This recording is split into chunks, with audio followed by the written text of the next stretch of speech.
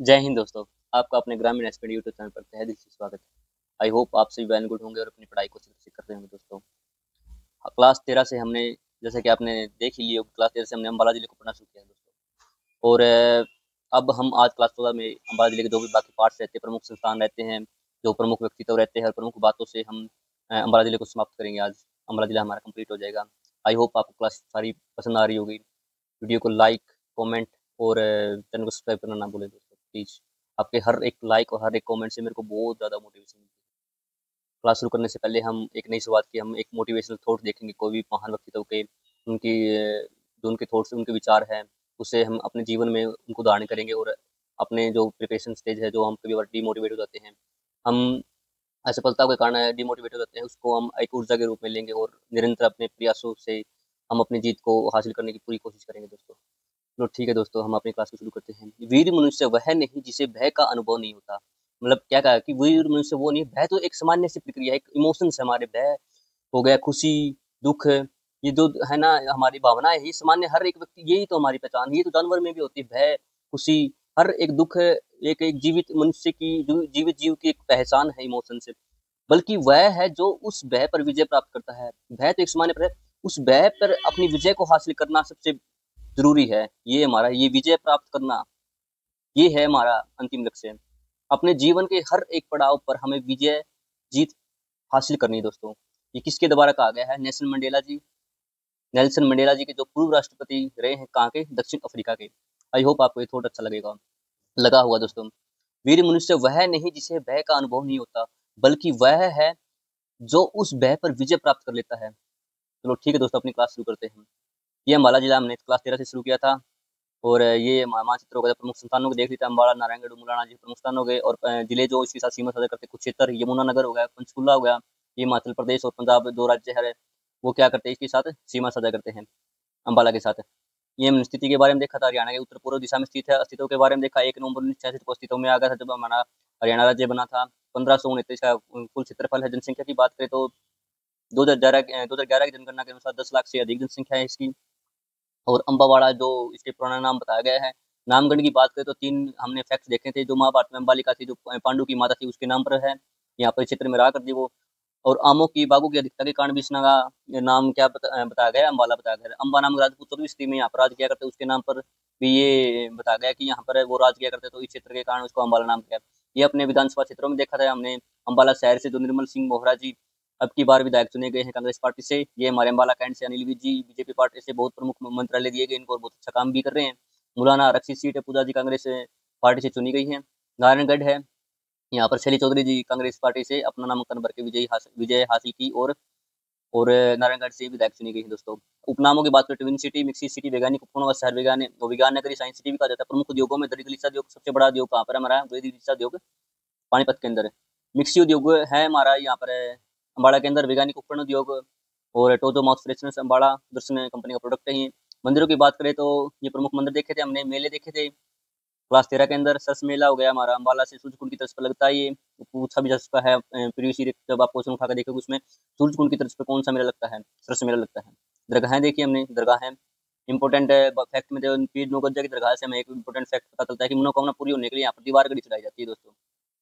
ठीक है।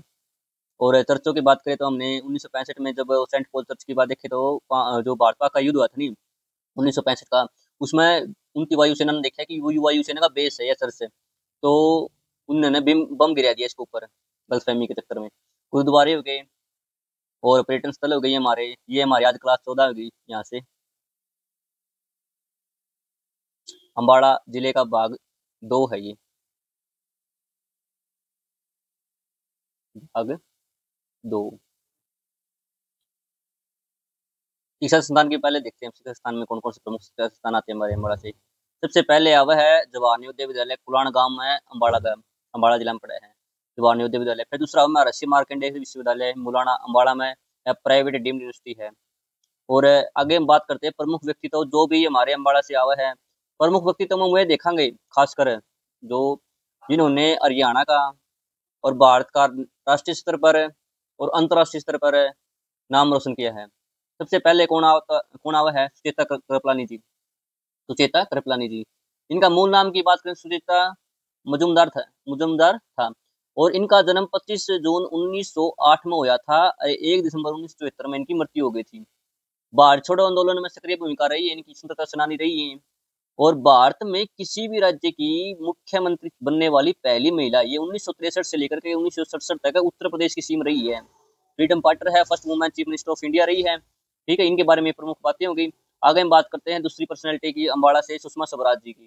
सुषमा स्वराज जी को आप जानते ही होंगे, जिनका 2019 में निधन हो गया था। और 14 फरवरी 1952 को इनका जन्म हुआ अम्बाला में। संबंध कहाँ से इनका? अम्बाला कैंट से। अम्बाला शहर है कि अम्बाला कैंट से, जहाँ से विधायक कौन है? अनिल विज जी। तो दिल्ली की प्रथम महिला सीएम रही हैं। 1973 में हरियाणा में प्रथम बार एमएलए चुनी गई अम्बाला कैंट से। 1973 में, यहाँ पर देख लेते हैं फैक्ट्स में। 14 फरवरी 1952 को अम्बाड़ा में इनका जन्म होता है। और इनने ग्रेजुएशन कहाँ से की? पंजाब यूनिवर्सिटी चंडीगढ़ से। 1977 में इनकी प्रैक्टिस शुरू कर दी, कहाँ पर? सुप्रीम कोर्ट के अंदर। और 1973 में प्रैक्टिस शुरू करती है एज ए एडवोकेट। 1977 का दौर आता है, तब इनका राजनीतिक जीवन शुरू हो जाता है। तो ये कहाँ से विधायक चुनी जाती है? Elected in Haryana legislative assembly, become youngest cabinet minister. ठीक है दोस्तों, 1990 में इलेक्टेड, 1973 में ये अम्बाड़ा कैंट से विधायक चुनी जाती है, अम्बाड़ा कैंट से 1973 में, और कैबिनेट मिनिस्टर बनती है। 1990 में ये राज्यसभा के लिए नामांकित होती है, इलेक्टेड होती है। और जो 1996 में elected Lok Sabha MP from south Delhi constituency. और 1998 का बात आ जाती है, तब क्या होता है? इनको ये प्रमुख मंत्रालय दिए जाते हैं, जो भी union minister for I&B and telecom additional charge दिया जाता है। और film production get industry status है। अक्टूबर 1998 की बात आती है, become a first female CM of Delhi. 2000 की बात आ जाती है, तब क्या इनको क्या होता है? रिटायर्ड हो जाती है राज्यसभा से और मेड कैबिनेट मिनिस्टर, इनको कैबिनेट मिनिस्टर बनाया जाता है। और 2003 के अंदर इनको शपथ मिलती है health and family welfare parliament affair के अंदर। ये मंत्रालय सौंपे जाते हैं इनको। 2009 में elected Lok Sabha MP Vidisha constitution से, become leader of opposition party.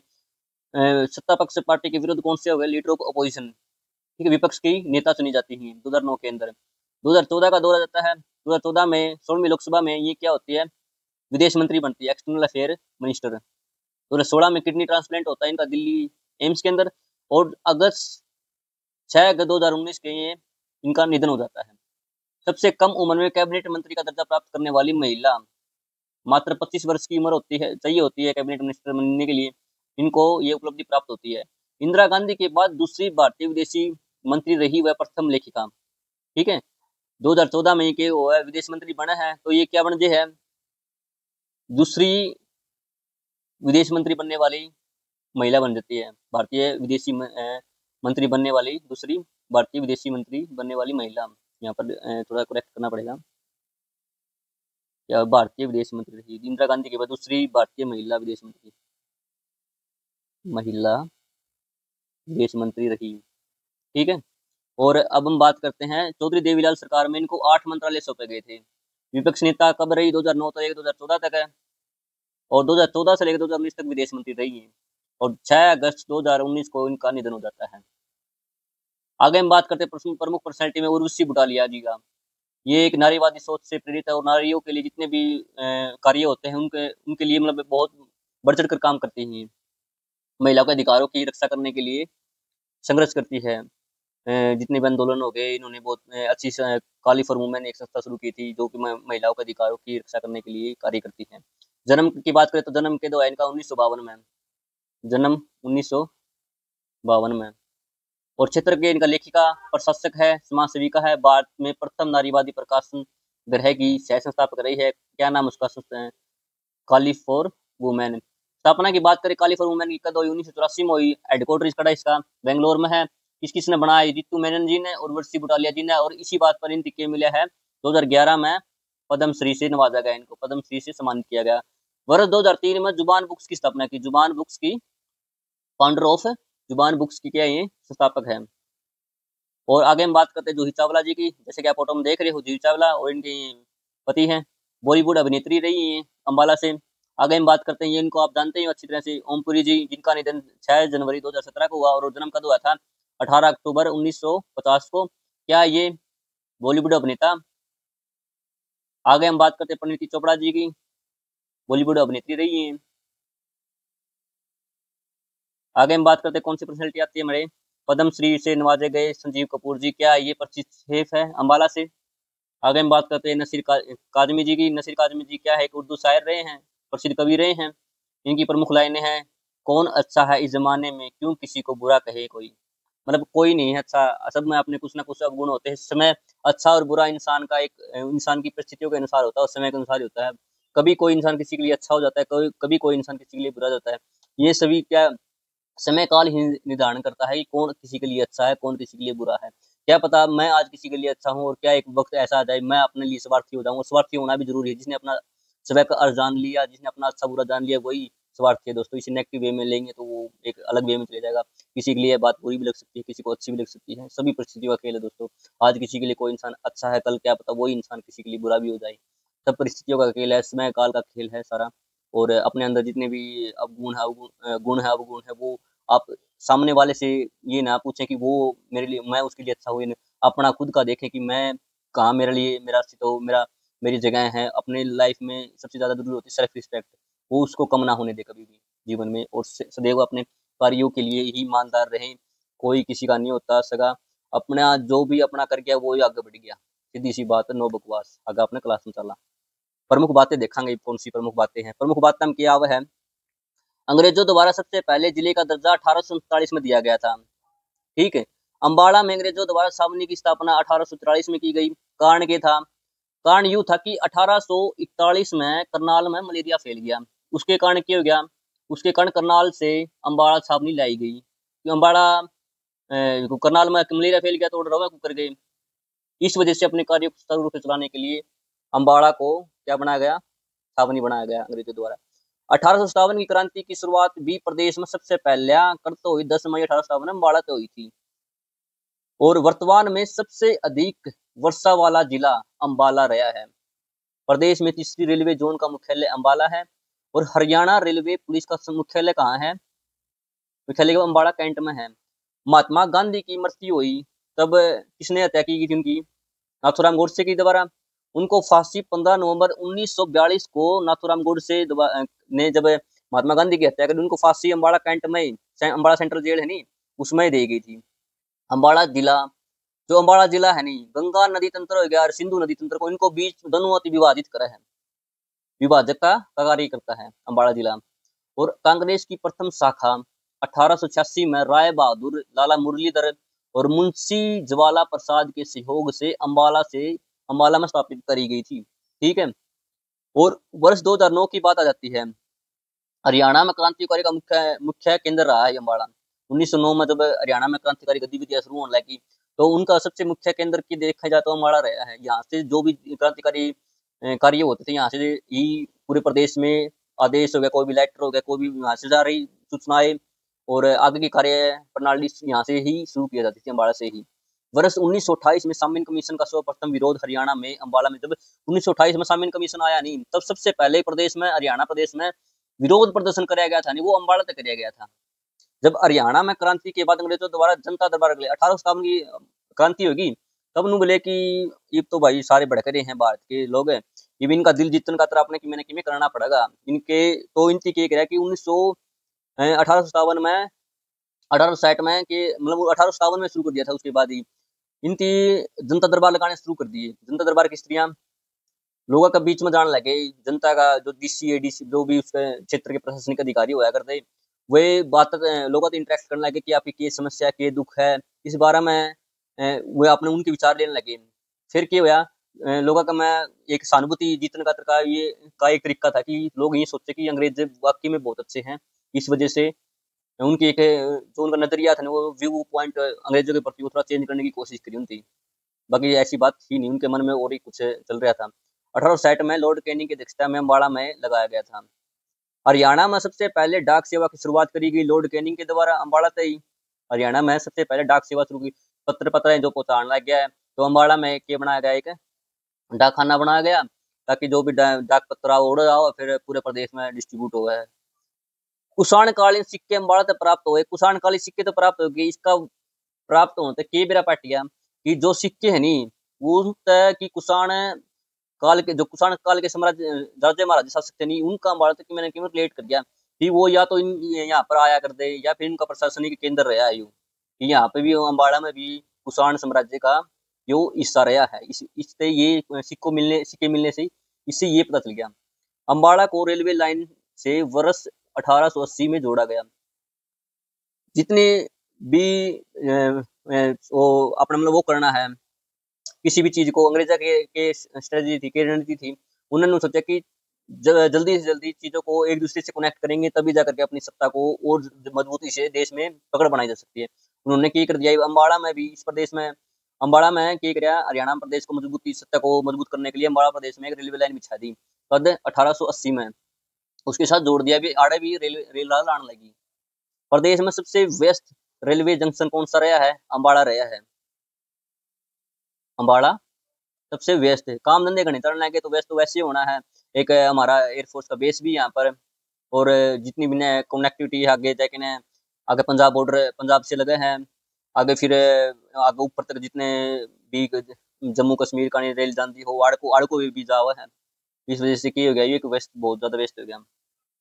आगे हम बात करते हैं सोने के अंश। सोना वो सोना नहीं स्लीपिंग वाला, सोने के अंश है कि यहाँ पर जो इसके मिट्टी के अंदर सोने के कण भी मिले हैं अम्बाड़ा की मिट्टी के अंदर। प्रदेश का प्रथम वायुसेना स्टेशन, हरियाणा प्रदेश का प्रथम वायुसेना स्टेशन अम्बाड़ा में एयरबेस, अम्बाड़ा एयरबेस। स्थापना की बात करें तो आजादी के एक साल बाद 1948 में स्थापना हुई थी। अम्बाड़ा बस स्टैंड का नाम सुषमा स्वराज की 2019 में मृत्यु होगी तो उनकी याद में अम्बाड़ा, क्योंकि अम्बाड़ा क्षेत्र से ही वो उनका जो मतलब संबंध रखते थे वो, इस वजह से अम्बाड़ा का जो बस स्टैंड है नहीं, अम्बाड़ा पहले तो अम्बाड़ा सामान्य बस अड्डा हुआ करता, तो उसका नाम बदल कर क्या कर दिया, सुषमा स्वराज बस अड्डा कर दिया अम्बाड़ा शहर में। अम्बाड़ा शहर में पड़ा ही, अब एक तो अम्बाड़ा कैंट हो गया, एक अम्बाड़ा शहर हो गया। अम्बाड़ा शहर में ही अम्बाड़ा का जिले का बस अड्डा पड़ा है। तो कब चेंज किया गया, चेंज करने की बात देखें, इनका जन्म कब हुआ? 14 जनवरी को इनका जन्मदिन आवा है। इनका जन्मदिन आवा तो इसकी से 2019 में इनका देहांत हो गया।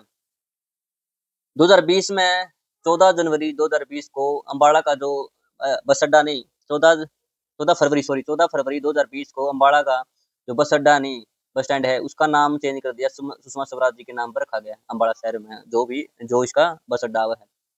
14 फरवरी 2020 को अम्बाड़ा बस स्टैंड का नाम बदलकर सुषमा स्वराज बस अड्डा रखा गया। अम्बाड़ा के प्रमुख सैन्य शहरों में से एक है हमारा अम्बाड़ा, क्योंकि यहाँ पर क्या है, एयरफोर्स का बेस है। आई होप आपको ये क्लास पसंद आई होगी दोस्तों। प्लीज़ वीडियो को लाइक और कमेंट और चैनल को सब्सक्राइब करना ना भूलें। चैनल को ज़्यादा से ज़्यादा शेयर करें दोस्तों, और अपने जितने भी दोस्त प्रिपरेशन कर रहे हैं उनको अपने साथ जोड़ें। एनी डाउट हो, किसी भी बात की समस्या हो तो आप कमेंट सेक्शन में छोड़ दें, मैं जल्दी से जल्दी रिप्लाई करने की कोशिश करूँगा। और आपके अनुसार कोई भी ऐसी बात हो जो आप मेरे को बता सकते हैं जिससे मैं और अपने बेहतर कर सकता हूँ। आप भी लर्निंग स्टेज पर, मैं भी लर्निंग स्टेज पर, एक बेहतरीन शुरुआत है ये। आपसे आपके सहयोग की बहुत ज़्यादा ज़रूरत है। एनी कोई भी बात हो आप प्लीज़ मेरे साथ शेयर करें और मैं उसको अमल में लाने की बहुत कोशिश करूँगा, मतलब कोशिश करूँगा दोस्तों कि जल्दी जल्दी उसको और अपनी स्किल्स को और बेहतर कर सके, और आपको भी मदद कर सकूँ मैं जितनी हो सके। आज के दिन आपको पता है एजुकेशन फ्री में तो है पर उसकी कदर नहीं है। मतलब चार्जेस लेते हैं कई टीचर से उसको। चलो इस बातों में नहीं जाएंगे हम, अपना टाइम वेस्ट होता है। अपनी पढ़ाई को ऐसे अच्छी तरह से करते रहें और ईमानदारी से अपने लगे रहें, आप बिल्कुल सफलता मिलेगी दोस्तों। हताश ना हो, अपने निरंतर प्रयासों से सीख लें कुछ, जिंदगी में उनको धारण करें और अपनी सफलता की तरफ अग्रसर रहें, कदम आगे बढ़ाते जाएं। 5वें गणतंत्र दिवस की आपको बहुत ढेर सारी शुभकामनाएं। अपने अंदर जितनी भी कमी है उनको सुधार करने की कोशिश करें और अपना ख्याल रखें। सर्दी है और प्रिपरेशन को अपनी निरंतर करते रहें दोस्तों। इन्हीं चंद शब्दों के साथ मैं अपनी वाणी को विराम देता हूँ और जय हिंद दोस्तों, ख्याल रखें।